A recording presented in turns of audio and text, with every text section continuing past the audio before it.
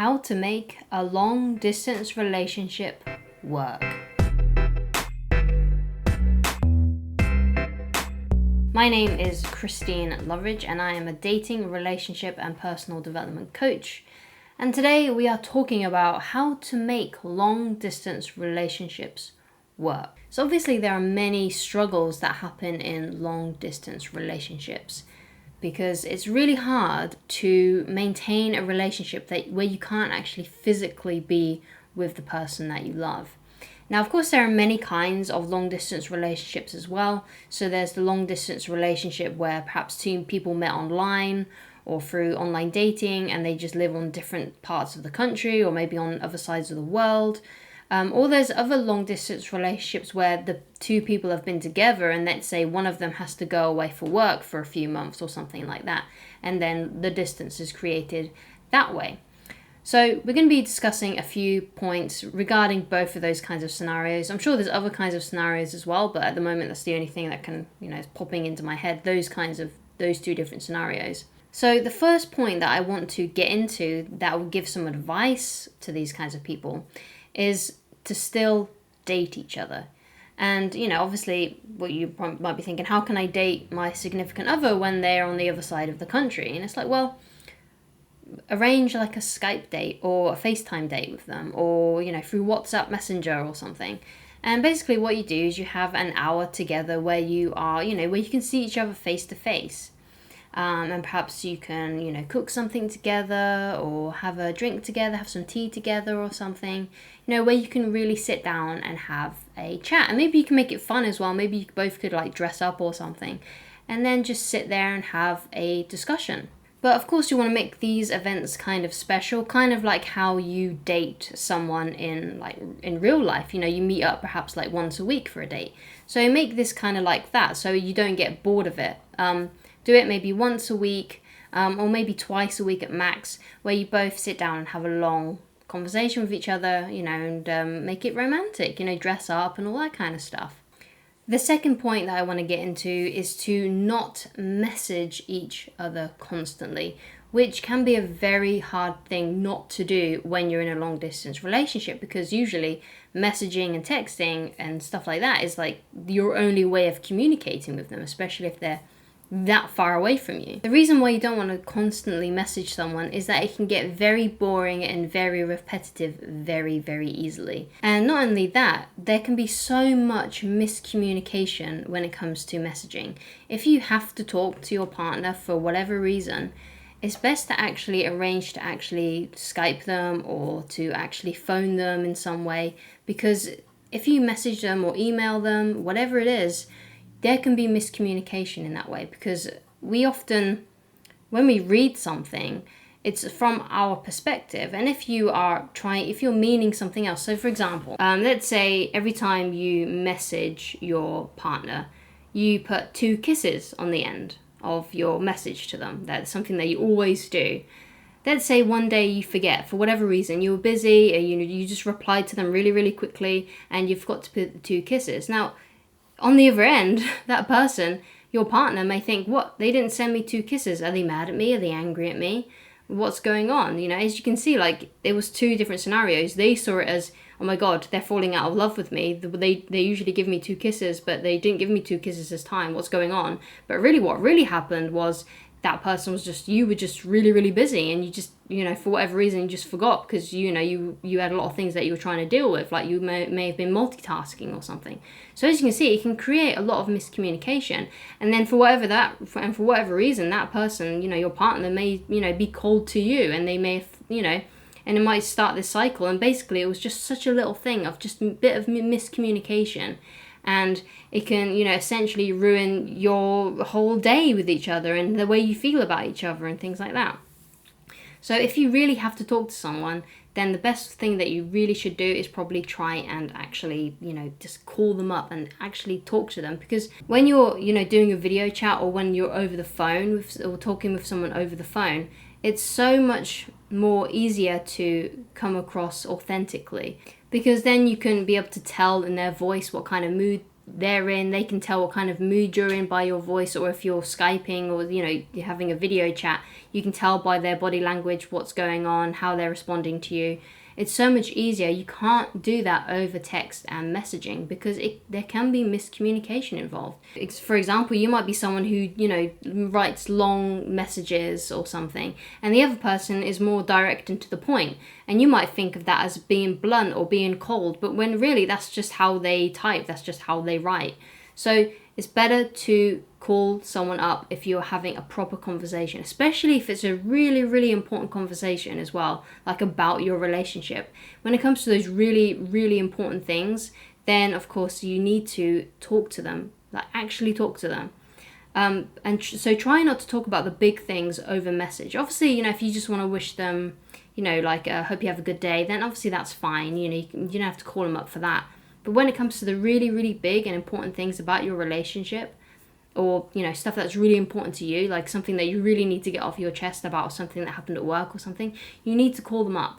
You need to call them at least, or the best scenario is to actually video chat them. Of course, you don't want to be doing this constantly.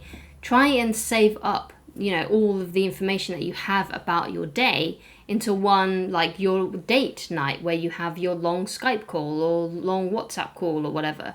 Because if throughout the day you're telling them what's going on, what's happening, all this kind of stuff, it gets boring. And basically what you want to do is you want to build the anticipation so you both get really, really excited about your Skype date. So then you can talk about it. You'll have more to talk about on your Skype date. Because if you've been talking throughout the whole week about what you've been up to, you know, doing this kind of stuff, what you've been up to, what you've been doing, you know, who said that, what's made you annoyed, what's made you happy. If you've been doing that all throughout the week, every single day, you'll have nothing to talk about on your Skype call. So make sure that you keep messaging to a minimum. You know, obviously wish them a good day or something like that, but if that's something that they want and if that's something that's really important to them. But you want to save up all the really juicy bits and all the good things and all the, you know, the things that you really, really want to talk about when you're actually on your date. The third thing is to plan to actually meet up. This especially goes to people that have perhaps never met and have been doing long distance for, you know, a while. And the reason why you want to plan to actually meet up is because you don't really know what this person is like until you're actually physically in their presence. You don't know what it's going to be like to live with someone until you've actually lived with them. So you need to start making those concrete plans to make this relationship closer so you can be physically together, because that's the only way you can tell what it's going to be like to be with this person. Because, you know, you don't know what they're like. You don't know what they're like to live with. You don't know their little tiny habits. I mean, they may have shared a few things, but, you know, people can hide who they are over the internet or even over the telephone. You know, they can hide these kinds of things. So, and they can lie about these kinds of things as well. You don't know what this person is like until you've actually lived with them and are actually in their presence. And your partner will love you for it. They will love the fact that you are trying now to make concrete plans to meet up with each other. Now, of course, there might be some blockages in the way. So perhaps, let's say you're both students and you're on opposite ends of the country or opposite ends of the world, and you can't really go because of your, you know, your commitments to your education. But you can still make plans. Like, you can make plans for when your education is finished to meet up, you know, set a date, you know, set a time when you're actually going to physically meet up with each other. And that will also give you both something to really, really look forward to. So, number 4, if you are serious about each other, move closer to them or start making those plans. So obviously, if you're in a long distance relationship, I would assume that your goal is to actually end up physically together in your own home together, getting married, having kids, or whatever it is that you plan to do with your lives together.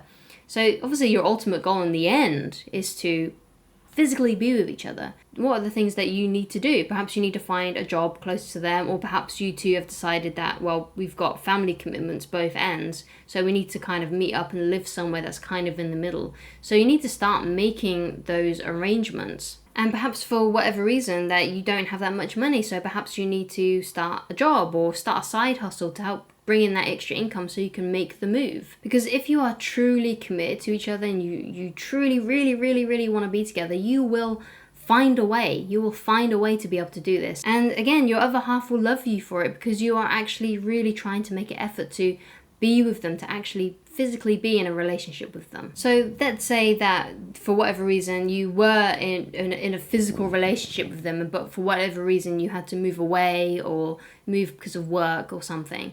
So what do you do in those kinds of scenarios? Well, if you're working and you're going to come back to them at some point, so let's say you're working away for 3 months and you're having to do long distance for 3 months, then I would definitely stick to dating each other still. Obviously, you need to keep on dating your partner no matter what age you are. The way that you get your partner is the way that you keep your partner, after all. But obviously, there's different ways you can do that. So if you're long distance, then obviously the best kind of date that you can do is a physical Skype date with them, or whatever technology you want to use it with. And you want to make those dates nice and special, and obviously just to make sure that you are communicating with your partner effectively, but in a way that isn't constantly bombarding them with messages. Also, I think there needs to be a level of trust no matter what kind of long distance relationship you have, because there can be some worries of what's my partner doing, because obviously if you're not in their environment, you don't know what they're getting up to. So you need to have, I guess, high self-esteem for yourself and high self-respect for yourself. And obviously you need to have trust in your partner as well. That's really, really important. You need to really be able to trust your partner. And basically what usually happens is if you don't trust your partner, then there must be some sort of insecurity within you. So you need to work on your self-esteem and your self-respect, because people with high self-respect for themselves, it doesn't matter what their partner does. If their partner cheats on them, obviously you might feel sad about it. For example, if my partner, if she disrespected me in some way, like she cheated on me, something like that, I know that I can be happy on my own. Like, I know that I can find someone new. And usually what happens is if you are really untrustful and you're really worried about losing your partner, it's because you have a scarcity mindset and you think that you're never going to find anyone else, and that's why you're clinging on to this person and hoping that they're never going to do anything to hurt you. But the truth is that there are plenty of people out there for you. And if you have that and you have that confidence in yourself, knowing that it doesn't really matter where my partner is, on what side of the planet they're on, if they do something that disrespects me and they cheat on me or they do something really, really horrible, whatever it is, I know that I can move on from it. And when you have that level of security within yourself, it doesn't matter what they do. And of course, if you broke up or something, you're obviously going to be upset and sad about it. But then you just have so much more confidence when you know that you can get on with your life, and it won't defeat you and make you feel really deflated and bad and horrible and miserable if something happens. So once you have that inner security, if you will, it doesn't matter what your partner does, and you're not worrying about what they're doing all the time, because if you're like, well, if they do something stupid and if they're going to cheat on me, then I'm out. See you later. You have to have that security within yourself. So if you are constantly worried about what your partner is getting up to, try and build upon your self-esteem and your self-respect, because that is what will save you if something does happen that warrants for the relationship to end. So this was my advice. This is the advice that I've given other people in the past. I haven't personally actually been in a long distance relationship, so I don't really know everything. I don't have personal experience to draw from on this, but this is what I know that works, that I've given advice to, and that's helped other people.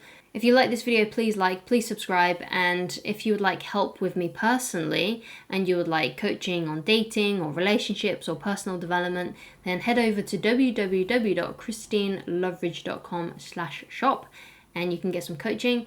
Or alternatively, you can use the email address in the description box and we can work something out that way. Anyway, I hope this has helped you, and I shall talk to you guys again very soon. Goodbye.